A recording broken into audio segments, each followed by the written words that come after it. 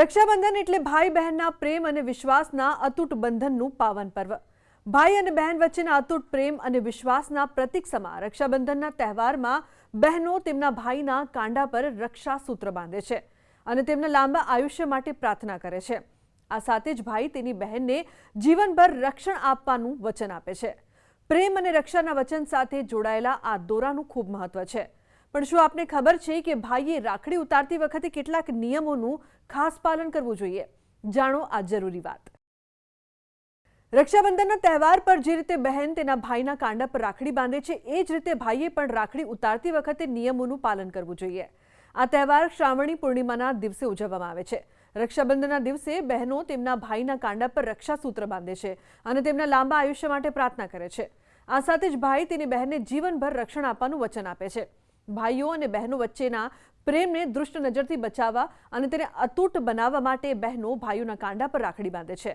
જ્યોતિષશાસ્ત્ર અનુસાર પ્રેમ અને રક્ષાના વચન સાથે જોડાયેલા આ દોરાનું ખૂબ મહત્વ છે। રક્ષાબંધન પછી પણ ભાઈએ રાખી ફેંકવી ન જોઈએ, તેવું કરવાથી પાપ લાગે છે।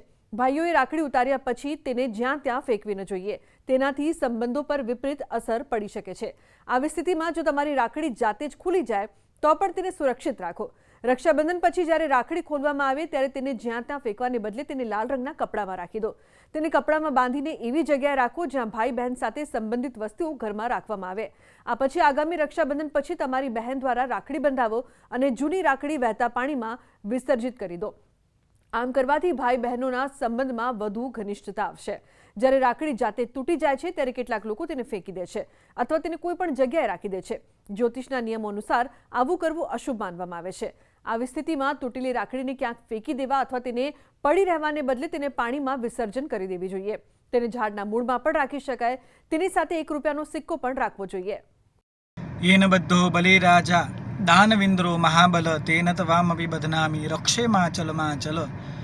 ભાઈ અને બહેનના પ્રેમનો અમૂલ્ય અવસર એટલે રક્ષાબંધન। રક્ષાબંધન બહેનો ભાઈના રક્ષણ માટે કરીને બાંધતી હોય છે અને એ રાખડીને જ્યારે તૂટતી હોય છે અથવા એનો સમય જ્યારે થાય ત્યારે આપણે એને આમ તેમ ફેંકતા હોઈએ છીએ, પણ રક્ષાને આમ તેમ ફેંકવી ન જોઈએ। એ જ્યારે તૂટી જાય અથવા છૂટી જાય ત્યારે એને લાલ કપડામાં બાંધી અને જ્યાં આગળ આપણે ગિફ્ટ રાખતા હોઈએ, જ્યાં આગળ આપણે લક્ષ્મી રાખતા હોય ત્યાં આગળ બંધન કરીને મૂકવી જોઈએ।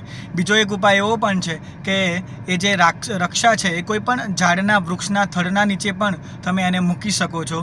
ખાસ કરીને રક્ષાબંધન જે છે એ માત્ર તાંતણો કે દોરો નથી, પણ ભાઈ બહેનનું જે પ્રેમ છે એ વિશેષ વધે એ માટે આપણે ખાસ કરીને આ ધ્યાન રાખીશું। તો આજના અમારા આ અહેવાલમાં બસ આટલું। ફરી મળીશું એક નવી અને મહત્વપૂર્ણ જાણકારીની સાથે, પરંતુ આ વિડીયોને આપ ખાસ લાઇક કરજો અને શેર પણ કરજો, જેથી રક્ષાબંધનને લગતી આ મહત્વની જાણકારી બીજા લોકો સુધી પણ પહોંચી શકે। નમસ્કાર।